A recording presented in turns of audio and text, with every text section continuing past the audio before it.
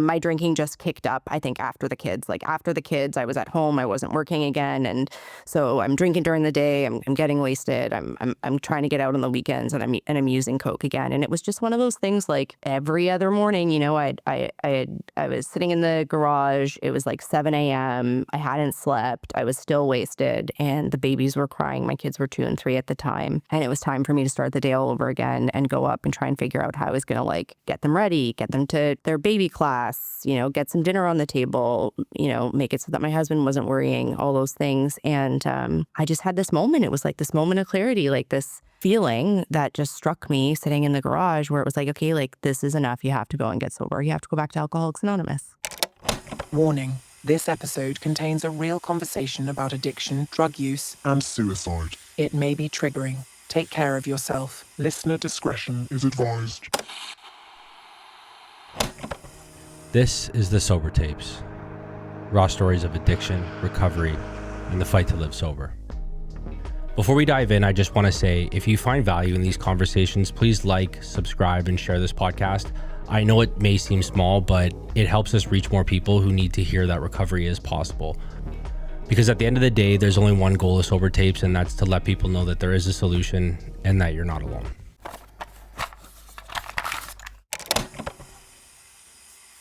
Let's roll the tape. Give us your name and your sobriety date if you feel comfortable doing so. Sure. My name's Gina C, and my sobriety date is February 11th, 2018.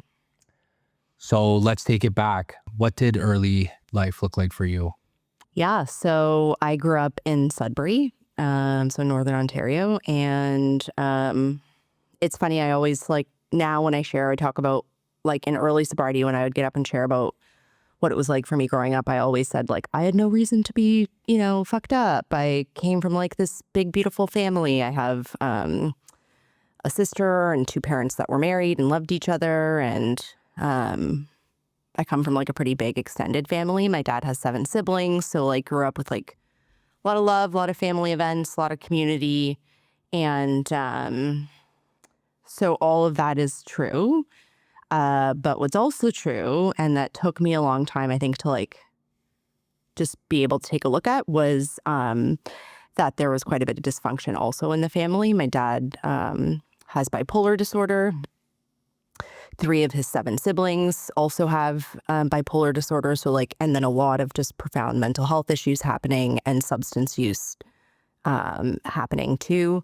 And so, yeah, both things were true. I think I grew up in a, really nice environment, lots of love, lots of people around, but there was also quite a bit of dysfunction happening also. So when did drugs and alcohol kind of enter your life? When do you kind of remember seeing that? Were mom and dad drinking? Did they smoke dope? Yeah, so no drinking. It was dope, a lot of dope smoking. I remember one of the first times I realized we had a cottage, a camp up in Sudbury, and my dad and his siblings used to always go into the sauna, and they would tell us, kids, we're naked, don't come in. And I remember being 10, maybe 11, and saying to my cousin, oh, we can't go in, they're naked in there. And she was like, what the fuck, Gina? They're not naked in there. They're smoking dope. And I was like, what? And, and I remember being terrified, and I ran to go find my mom and was like, oh my God, dad uses drugs. What the fuck? This is so scary. And yeah, just being petrified at the idea that my dad was. And how old were you at this point? Maybe 10. Okay. So you're still young. Yeah. Still young. Okay. Yeah. So when did drugs and alcohol enter your life? My life. Okay. So it's funny, I don't have I know a lot of people have those really kind of profound memories of their first drink or drug, and I just don't. We ended up leaving Sudbury when I was in grade 8. My dad actually, in a mental health episode, quit his job and decided he was going to move us to Calgary. And when we got there, I think it was in that year that I would have had my first experiences with drugs and alcohol. But that year was pretty much a blackout for me, I would say. Not necessarily because I was drinking and using so much, but because there was just a lot of trauma. We were pulled out of the city that I was born in. I was really, really terrified to move. My dad was not in a good place. I was now coming to terms with what was going on with him. And And so, yeah, I think those were probably the first experiences. I remember I have like one memory of being like on some hill at a park late at night. So I would have been like 13 with like some man who was like very distinguishably, significantly older than me, probably like 20 years older than me, and like lying on him in some like creepy way, half wasted, you know. Yeah. So those were sort of like right from the beginning, kind of getting myself into situations, in particular with men, that were like scary situations when I was drinking. But it wasn't until we got back to, then we were there for a year. We moved to Toronto after the year. It was then that I kind of remember my first experiences clearly with drugs and alcohol. What do those look like? So I was really scared. Like I was really scared still of drinking and using. And I think like, so I had to kind of like work myself up to it. I made friends right away that were like misfits also. We started drinking and using together. They were like sort of a little bit more experienced with drinking and using. And so I would get super, super sick. I would black out. I would throw up.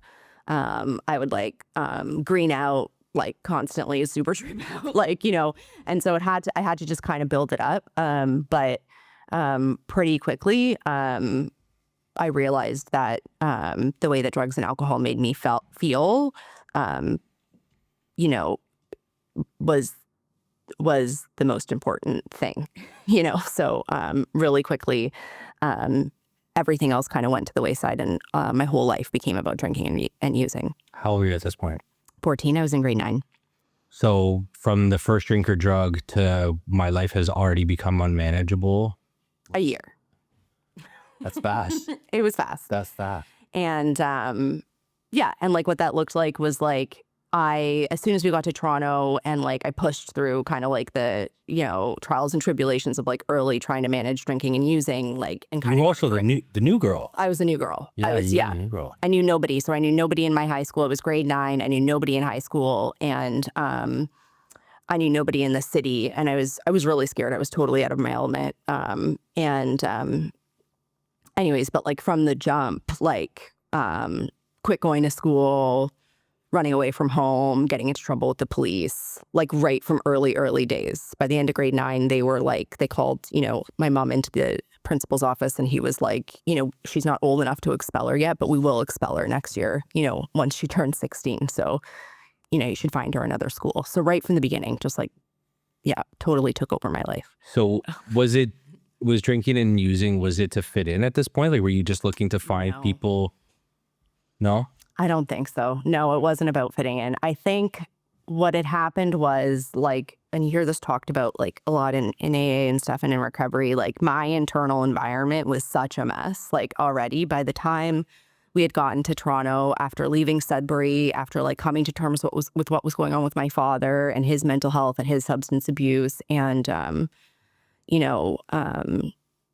just the emotional trauma that I was experiencing. I was also like, yeah, I had other things going on too. I had disordered eating stuff happening, and like a lot of like really negative self-talk, depressive tendencies, invasive thinking. So like my internal environment was so messy and so unmanageable that the second that drugs and alcohol started working for me as a solution to that, I really felt like, it was, I didn't have a choice but to continue to use it, is sort of what it was like. What did family life look like at this point? It was a mess. Like, my parents were, so my dad, again, like with his mental health, was kind of like, you know, bopping around in and out of kind of his own trouble. He eventually, he had a difficult time keeping jobs and that kind of thing. My mom owned a small business, so she worked all the time, and I was a lot of the time left to my own devices. So like I had really cut ties with my family from an early age. Like I was still living under their roof, but I didn't really have relationship with my family once the drugs and alcohol came in. Was there like a moment when like all of the drugs and alcohol kind of stopped working? Like, were you still on the party phase at this point still? I was still partying. I was enjoying it. Yeah. Okay. So Yeah, it's yeah, still yeah. fun for you. Oh yeah, it was fun. Yeah, it was fun. Now, did any of your like friends kind of put you in your place a little bit, being like, hey, Gina, we like to have fun too, but like maybe you need to dial it back a little. No, because I had super fucked up friends. Like the friends that I hung out with were also like really classically alcoholic and addict, right? Like I didn't have, I mean, down the road, that type of stuff would sort of come into play, like with girlfriends of mine who had kind of, straightened out or stopped partying as much. But I had a group of friends that were very similar to me. And so none of my friends were calling the red flags on my behavior. No. Sure. So you got away with it. I did get away with it. My mom and my extended family were really concerned, right? Like, so, and, my mom tried a number of different things. They sent me to, well, I went to like 3 or 4 different high schools. They sent me to a group home in Rexdale for a period of time. They sent me to like a Seventh-day Adventist boarding school in Oshawa, which was a treat. Rehab like pretty early on. So like she was, my mom in particular, doing her best to try and help me and like pretty distraught about what I was doing. But I think was like also just going through her own stuff with trying to manage my dad and the business. And I have a younger sister. So, I think she just didn't know what to do. And you were just like not having it. Not having it. Yeah. Not having any of it. Yeah. Not having any of it. Sure. And how did that affect like other relationships that you had? So like mom is obviously doing whatever she could to do her best. Did you have any other relationships that were affected by your using at this point in time in your drinking and drugging career? I mean, yeah, like extended family, like my aunts and uncles and, stuff like that. Relatives, right? For sure. My grandmother, when I lived in Sudbury, I was like, because of what was going on with my dad and because my mom owned a small business, I really was raised sort of by proxy by my grandmother. And like, she was a really special person in my life. But as soon as the drugs and alcohol came in, like that relationship went down the tubes too.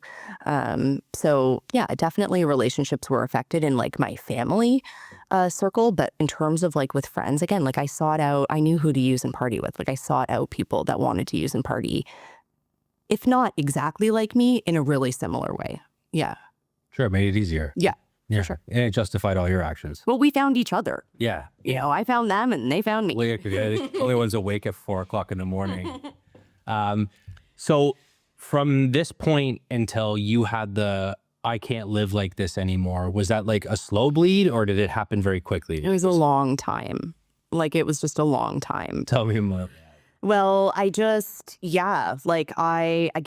couldn't have imagined my life without drinking and using once it started to work. And once, and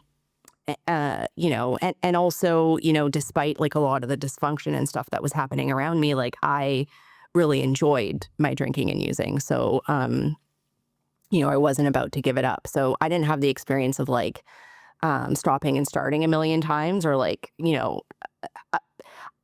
my experience was like 20 years of trying to control my drinking and using and control the consequences of my drinking and using, which there was significant consequences, especially in the beginning. Like, I was arrested for like some pretty significant charges. Like it wasn't like got caught with a dime bag kind of thing. Like it was significant. I was facing significant jail time and, it was as a direct result of my using and the types of people that I was hanging out with. I hung around with like very dangerous people, men in particular, who were just like, not the friendliest, and we're into like pretty serious stuff, and so I was, put myself in danger a lot there also. And then like super, super early on, 16, 17, I was working in strip clubs.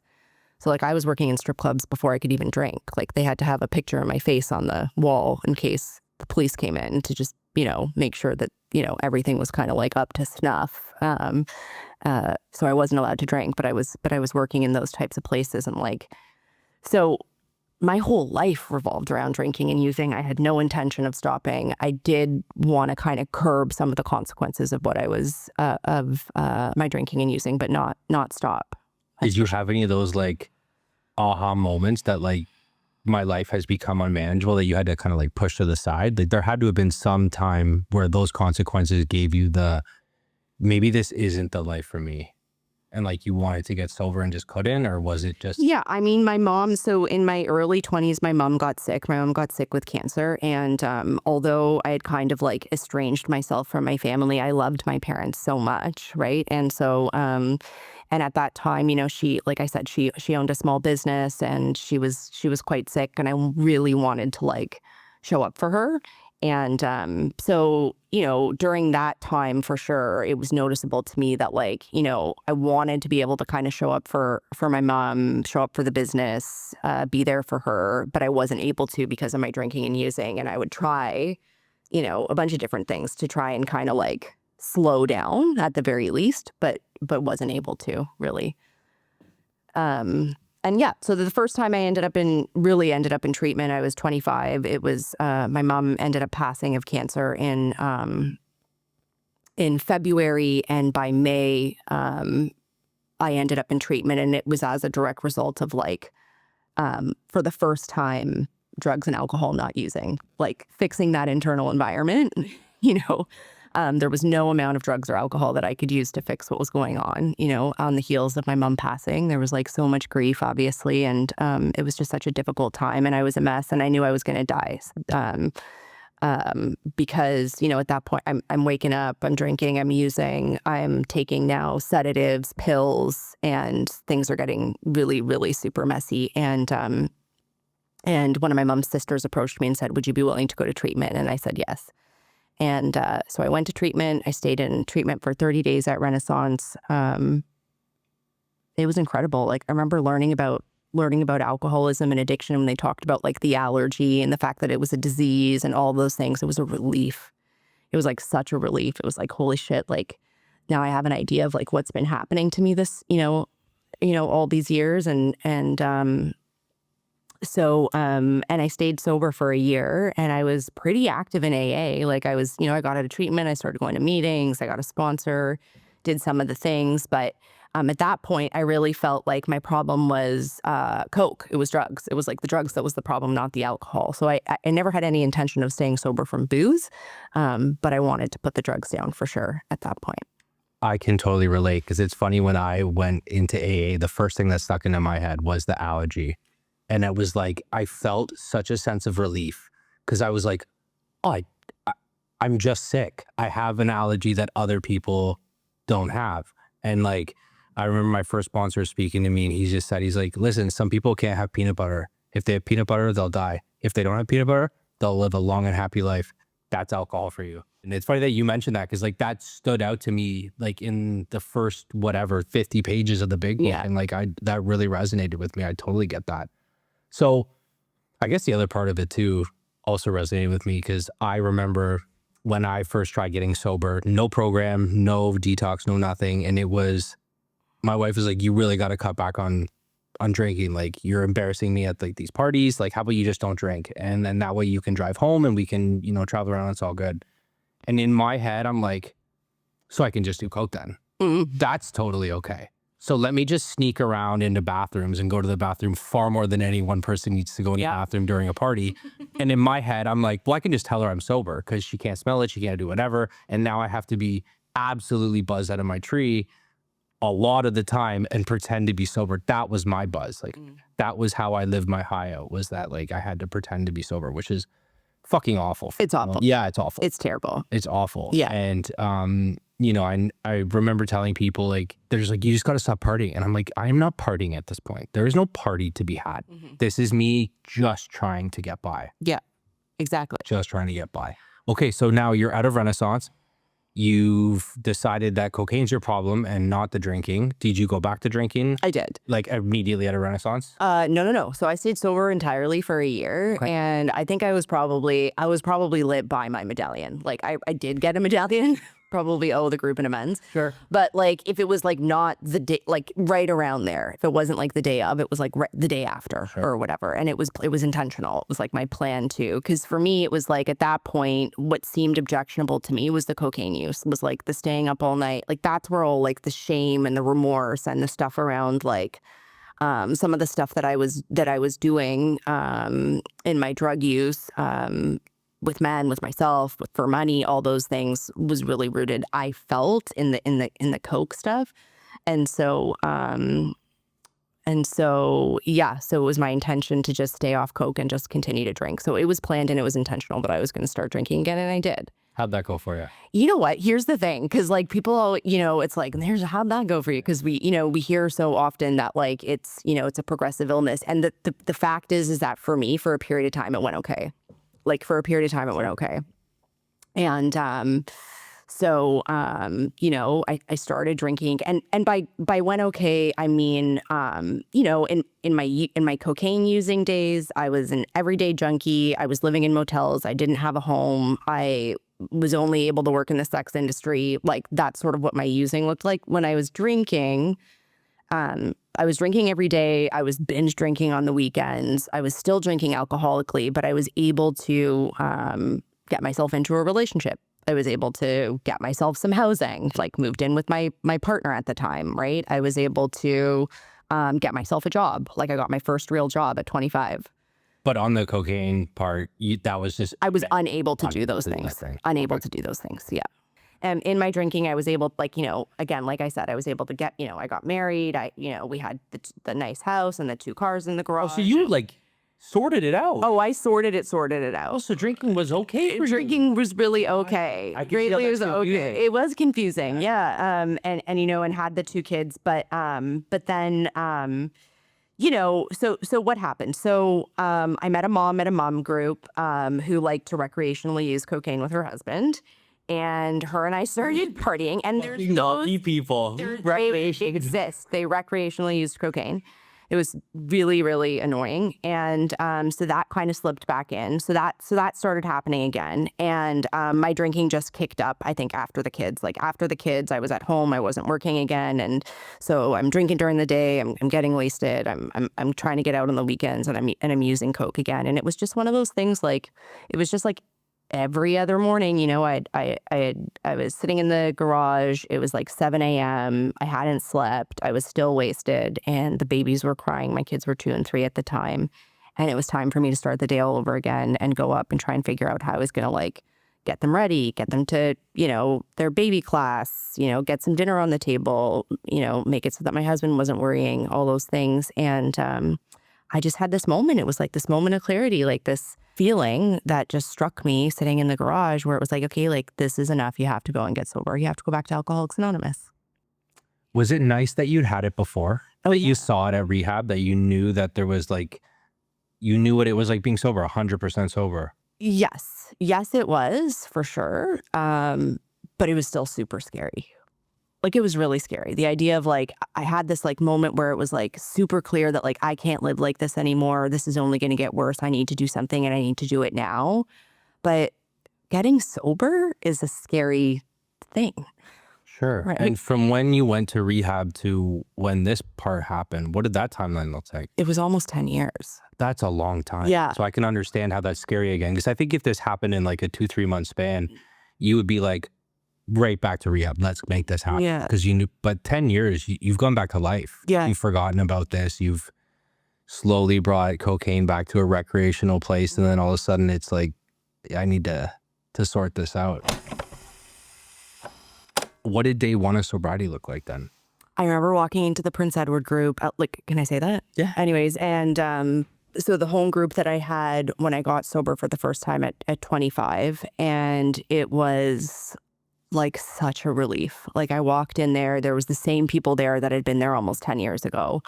And, when I just came in this last time around, like, I was just ready to do whatever it took. I was terrified. I was really, really scared. I was scared I was going to drink again. I was scared I was going to have like my own mental health crisis. I was scared I wasn't going to be able to stop using. I was really, really scared of my disease. And so that put me in a good place to be like willing to do whatever it took. So I took all the suggestions. Like, they said 90 meetings in 90 days. I went to a meeting every day for a year. I got a sponsor. I got probably 2 or 3 different service positions. I did all the things. And I always say, like, I had to do all the things that were suggested in AA. And then I also had to do like a number of other things, because the thing is like, when you're getting sober and you're trying to make it through one day at a time, like, I got so much relief from the meetings. I got a lot of relief from like going through the step work, and and being of service and serving coffee and all those things in the fellowship. But I had from 6 a.m. in the morning when I woke up with the kids till 7 p.m. when I got to the meeting that I had to make up a day with. And so those hours, like I always like sharing this, like I did everything that was asked in AA, but then I also had to do a number of other things. Like I used to like I started riding my bike. I had to get out into nature. I started drinking teas. I had to stop doing a number of things. Like I used to listen to like really rancid, like hip hop, house music, like super intense. I couldn't listen to that anymore. I had to listen to like Triggers. These were all triggers. yes, Yeah. yeah. I spent hours and hours on the phone with women in the program, like just talking on the phone, listening to speaker tapes, listening to YouTube tapes, right? All day to try and just get myself to that meeting at night. Yeah. And what was some of the early parts of sobriety that were easy for you? I loved Alcoholics Anonymous right from the beginning. So I fell in love with the program really quickly, and I fell in love with the people really quickly. So I know a lot of people have a hard time coming in and they don't want to be here. That wasn't the case for me. And that was the single biggest gift. I fell in love with Alcoholics Anonymous again for the second time and was happy to go. That made it easy. I wanted to be there. Yeah. And I think the fellowship is a big part of it. And I think, you know, depending on how you come into the program, obviously shapes a lot of that. But I remember some of my first meetings and like, I was not in good shape, you know, like I was in a bad way. I was living in that car that's parked in front of your house. You know what I mean? Like I was not in a good spot, and I can totally understand how some people are a little bit nervous about the program. And I remember my very first meeting, I was sitting outside of the Haven on Queensway, and I had never been to an in-person meeting, been to probably 3 or 4 dozen online meetings, Zoom meetings, but never an in-person meeting. And I was sitting out front and I was trying to talk to them like, hey man, you could do this, you could do this. You're sober now. You got like, I don't know, 30 days under your belt. You got this. And I had a bottle of pop, like a, what the bottle. Well, let me tell you, I opened this and it fizzed all over me. The house like I crisped myself. Nice. And I'm like, Solid. this is perfect. I'm going to walk into an AA meeting and everyone's going to think I'm a drunk and that I pissed myself. They're going to know you're new. And so I remember putting my like jacket around my pants like a 90s and like wrapped it around, and I got in there and nobody gave a shit. I could have literally had that in the front and nobody cared. And I think that, you know, the fellowship is a great part of early sobriety. And I hope that people can understand that part and just jump in with both feet. But I also understand the other part of like the resistance to it, because there's a lot of people that care about you right away, that are nice to you right away. And for a lot of people, that hasn't happened in a really long time. For sure. What were some of the hard parts of early sobriety? Yeah. Oh my God. I just want to touch on this because you just made me think about it. So the fellowship piece, I know one of the things for me too was, I like to share this sometimes, like it was too overwhelming for me to hang out with anyone who had new sobriety or anyone that was close to my age. So that felt not comfortable for me. That felt super overwhelming. So when I came in, my fellowship was like women with a century of sobriety. Like I used to go every Friday night. There was a women's meeting that was held at an old folks home at Royal York in Eglinton. And those were my people. Like I clung to and stuck to women that were much older than me, that had like very much like a mama vibe or like a grandma vibe, and like really didn't connect with people that were my own age or in my own kind of sobriety bracket. Because the idea of forming relationships with other people that were newly sober or like in my demographic felt way too much to manage. So, and that ended up working out just fine for me, right? Were you like afraid that you might make new friends? No, I was terrified that I was going to use. So I was afraid to hang out with people that were still newly sober. Sure. I have like very radical thinking. So when they said stick with the winners, I thought like you weren't a winner unless you had 25 years of sobriety. So like I just took that really very literally. Yeah. And I don't think I had capacity to build friendship. I needed support and companionship and fellowship, but I didn't have capacity to make a friend, if that makes sense. Sure. Because I didn't have the ability to have the reciprocity needed to be in like relationship, friendship. Back. No. Yeah, for sure. Well, you're broken. I was broken. Yeah, you're broken. Yeah, I can't be a friend to you. I can't be a friend to myself. Yeah. I need some of these old birds to just tell me to wake up, have a shower, go to a meeting. Yeah. I'll see you tomorrow. And call them. Yeah. And I also think I had a sense that, and this isn't always true. Sometimes there can be a little bit of drama, as you know, Sure. in 12-step programs in recovery, and there can be some politics and some social politics. And I just had I think this is only in reflection, looking back, like there was an intuitive sense that I couldn't tolerate that either. Sure. Yeah. I totally get that. I relate to that more than I care to admit. What routines, rituals, habits kind of keep you grounded today? Like where did the 12-step come in to your life, and what did you kind of take out with that? Like you've obviously jumped in with both feet. You stuck with the old birds. That worked for you. It did. Guide me along that path. Yeah. So like, I mean, now what does it look like? Sure. I mean, now it's, yeah. I mean, now I have friends my own age. I hang out with people that are new in recovery. So that's changed, but also, I mean, so much. The whole fabric of my day to day is rooted in principles that I learned in Alcoholics Anonymous. Like, my day is full of like prayer, meditation, step 10s, reaching out to newcomers. And, my life day to day is like bookmarked by some of the tools that I learned here in recovery. I still need those things, arguably sometimes need them more now than I did when I first came in. Not because I'm worried that I'm going to drink, but because once you get a taste of the type of quality of life you can have in recovery, and you get a sense of what it feels like to have peace and joy and contentment and just ease, then for me anyways, I became really invested in that, and I'm not willing to give it up. And that doesn't mean that every day is peaceful, joyous, and serene. That's for sure not. But there's lots that I do to try and keep it like that as best as I can. You mentioned praying. What does your relationship with God look like now, and what did it look like before? Like, was religion a thing for you? Well, so I grew up in the Catholic Church, and I had like positive experiences in the Catholic Church. Like, I remember really liking going to church, but when it was time for me to go to my confirmation, I refused to go. So what are you, like 9 or 10? I don't know. And I don't remember why I refused to go. I think I was probably already starting to become difficult, and but so I had no relationship with God when I came in to AA, and now I have very much like a relationship in progress. That's a fair thing to say. Very much a relationship in progress. There's lots of days where, and like my sponsor and I talk about this, if something happens to me that's really good in my life, my immediate instinct is to go, thank you, God. But if things aren't going so well, and I'm not maybe happy with stuff that's going on with work or relationships or parenting, it's still work to turn to God and to have faith. I still have to fake it a lot of the time. I'm still banking on the idea that I'm going to continue to grow this relationship, because right now it just feels really still new.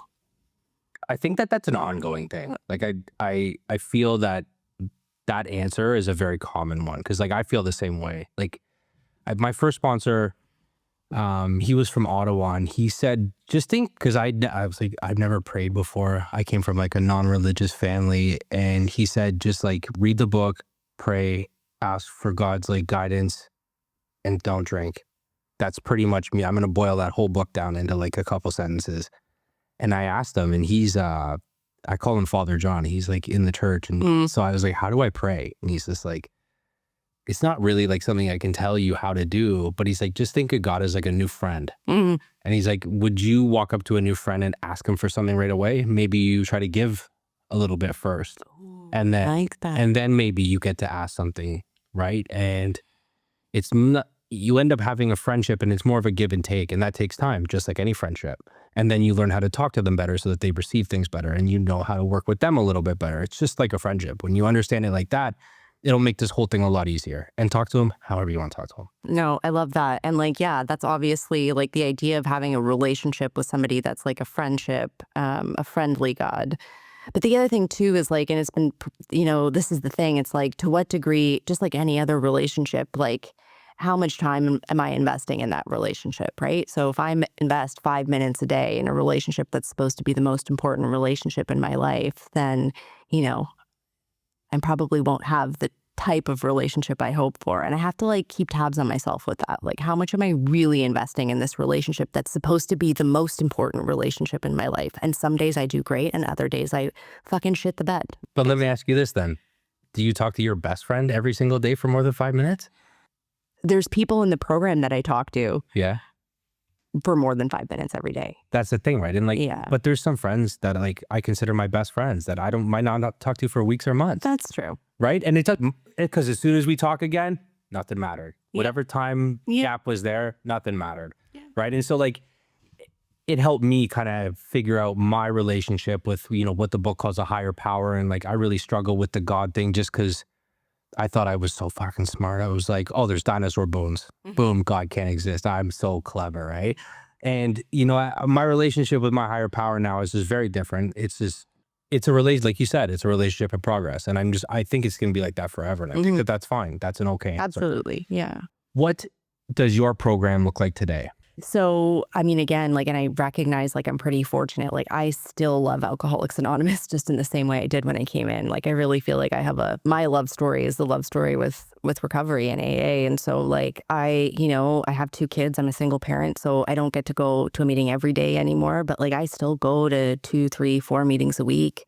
I have a number of women that I sponsor. Those relationships are really important to me. I still have a service position. I love it when like an opportunity comes up to like go to Puerto Vallarta, and go to a conference, overseas, or like, other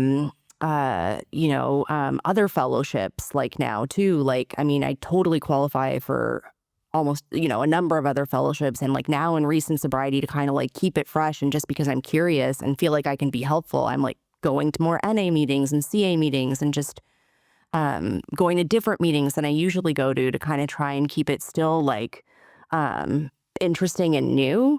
But I still, I'm really invested in AA and the program. I still go quite a bit. Yeah. Have you lost anyone in sobriety? The Gina that I knew before when I was drinking and using is very different to the sober Gina. And in a lot of ways, it's been a good thing. Because the Gina that was drinking and using was like really aggressive, really impulsive, really radical, and unsafe in a lot of ways. But I also have become a lot quieter, a lot more shy, a lot meeker, not as confident maybe. I mean, confident isn't quite the right word. I was obnoxious when I was drinking and using, and it came across as confidence. And now in sobriety, I'm a lot more reserved. And so some of those things about the old Gina that felt familiar and comfortable and that I kind of liked, those things have changed. So some of those things I feel like I've lost. Have you gained anything in sobriety? Oh my God, so much, like just an insane amount. I was a high school dropout. I had like a grade 10 education. I was able to go back to school in sobriety. I mean, like what a gift. Like I had so much shame around that. Sure. So I was able to get into a career that like I just absolutely love, friendships, relationships, a spiritual practice, right? That's become really important to me. Better relationships with my kids for sure. My health. I mean, my health, my physical health. Oh my gosh, so much. Yeah. And a life. Like I got a life in sobriety. I remember when people like, when you get asked like, oh, what do you do for, like, what's your hobby? What do you do for fun? Like when I was drinking and using, like I had no life. I had no hobbies. I had no interests, that's been like a huge win. Like now there's all kinds of things. I mean, like I bike, I kayak, I hike, I read. I'd never read a book in my life, in or out of school for pleasure or for purpose, before I got sober. I have a whole, bookcases. Yeah. So being able to get a life, and get some interests and some hobbies and some things that I can plug into, that's been a huge gift for sure. What is one truth that sobriety has taught you? Oh my gosh. I don't have to be right all the time. In fact, like I'm wrong quite a bit. And now, it's sort of like, what else am I wrong about? I was so wrong about, I just thought for sure that I needed to drink and use in order to be in this world. I didn't think I was going to be able to live sober even a day. I was convinced of that. That was like the first lie that got smashed when I came into the program, right? That was a lie that I was telling myself, that I was not able to live sober. And there's been so many other times where it's like I was sure that I was right in recovery, and I've been wrong. When life gets heavy, what keeps you from picking up now? oh my God, I don't even think about picking up a drink. I can't even tell you the last time I thought about picking up a drink, but I think about doing other things. I mean, I, can easily go to like over shopping or like over or under eating or like codependent behaviors or, all kinds of things. And it's difficult. It's still my operating system to reach for something outside of myself to make me feel better. So, I mean, AA and meetings and the program stops me from picking up a drink and using, and the fellowship and service and all those things. I think the same is true, can be true for helping me to stop reach for other toxic maladaptive behaviors. But the truth is I'm not there yet. Like, I'm just not there yet. For sure.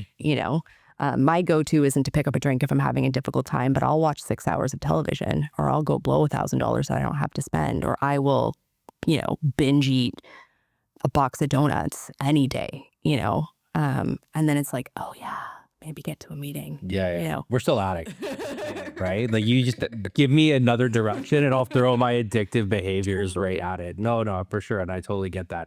It's being mindful of that now, right? Where like before I didn't see those as addictive behaviors because they weren't destroying me immediately, like the Coke and whatever I was up to, you know what I mean? But like, now when I see those addictive behaviors, I can kind of trigger those and be like, maybe that's something I need to, take a little step back from, which I think is big. If you could tell your past self one thing, what would it be? Oh my God, it's okay. Like, shush, shh, shh, shh, shh. Like, I just want to take her and just hold her and just tell her it's okay. Like, it's okay, because she was just so scared and hurt. And like,